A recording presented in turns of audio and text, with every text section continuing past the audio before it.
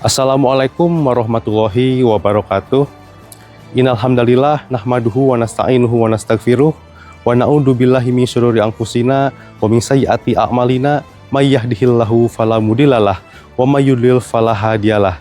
Asyhadu alla ilaha illallah wahdahu la syarikalah wa asyhadu anna Muhammadan abduhu wa rasuluh.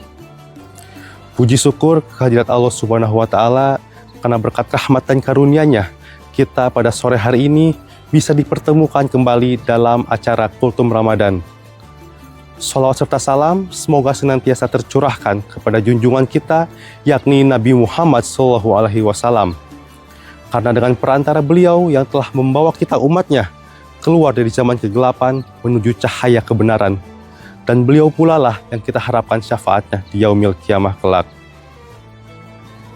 Baiklah pemirsa sekalian, pada kesempatan kali ini saya akan membahas mengenai salah satu sejarah umat Islam, salah satu peristiwa penting bagi kaum muslimin pada saat itu, dan juga merupakan perang besar pertama bagi umat Islam. Peristiwa ini adalah Perang Badar, yang mana terjadi pada hari ini, 17 Ramadan 1445 tahun yang lalu, lebih tepatnya terjadi pada tahun kedua Hijriah atau sekitar bulan Maret tahun 624 Masehi, yang artinya perang ini terjadi 2 tahun setelah Nabi berhijrah dari kota Mekah ke kota Yasrib, yang kemudian hari berganti nama menjadi kota Madinah. Mari kita awali dengan apa yang menjadi latar belakang dari peristiwa ini.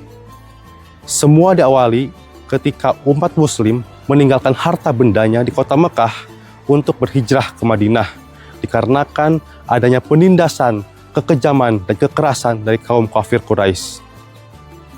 Kemudian, kaum kafir Quraisy ini menjarah harta muslim tersebut dan hendak menjualnya ke negeri Syam, atau yang sekarang sudah pecah menjadi 4 negara, ada Palestina, Lebanon, Yordania, dan Suriah. Suatu waktu, Rasulullah mendapatkan informasi bahwa ada segerombolan kafilah dagang Quraisy yang cukup besar yang dipimpin oleh Abu Sufyan yang sudah melakukan perniagaan dari negeri Syam dan hendak pulang ke kota Mekah. Kemudian dikirimlah 313 pasukan muslim ke sebuah daerah yang bernama Lembah Badar. Untuk apa? Untuk menghadang kafilah tersebut agar jangan sampai pulang ke kota Mekah. Abu Sufyan mendengar hal ini tentulah tidak tinggal diam. Dia kemudian mencari jalan keluar lain dan meminta bala bantuan dari kota Mekah. Singkat cerita, akhirnya terkumpullah 1000 pasukan dari kota Mekah yang memang betul-betul bersiap untuk berperang.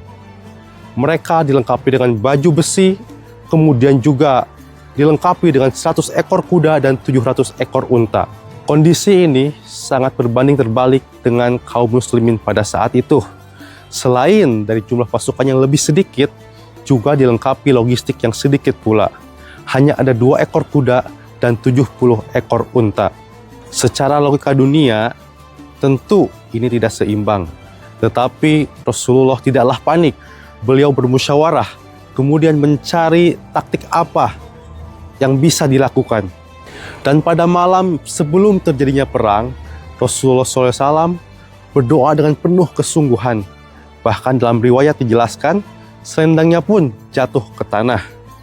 Dan isi dari doa tersebut adalah, "Ya Allah, jika Engkau binasakan kaum kecil dari kaum muslimin ini, maka Engkau tidak akan disembah lagi di muka bumi ini."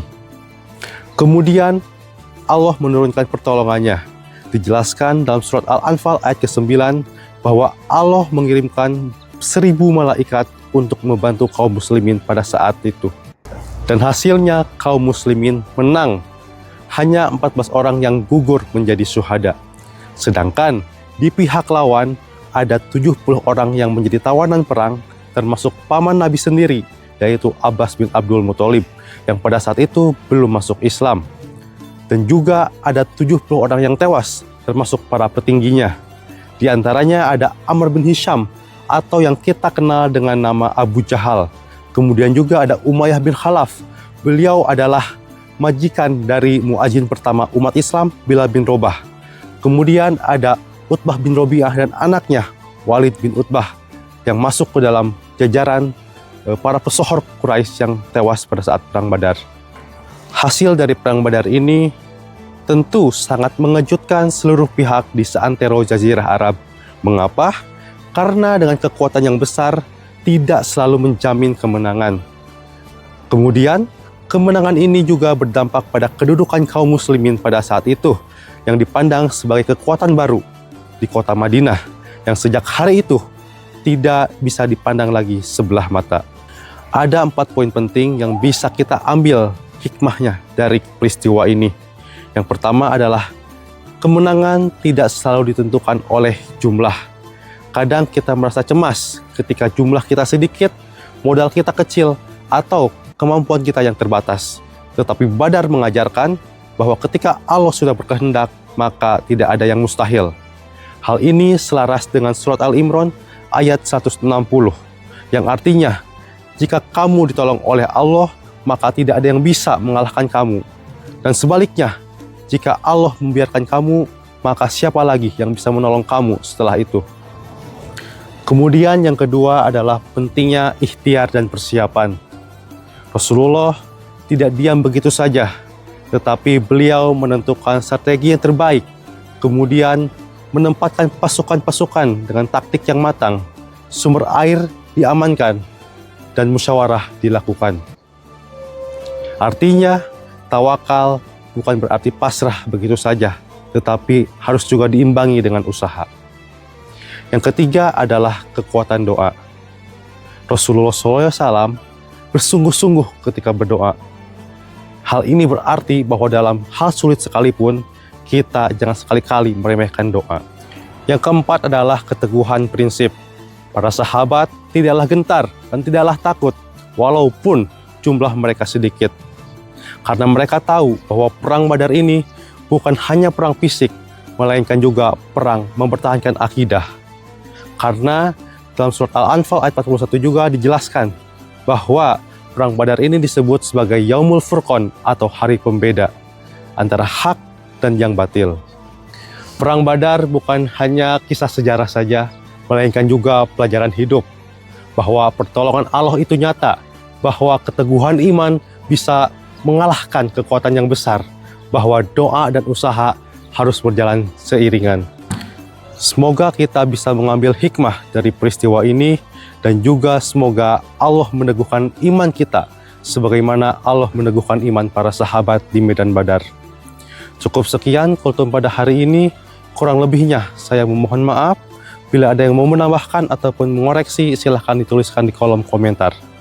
Akhirul kalam, wassalamualaikum warahmatullahi wabarakatuh.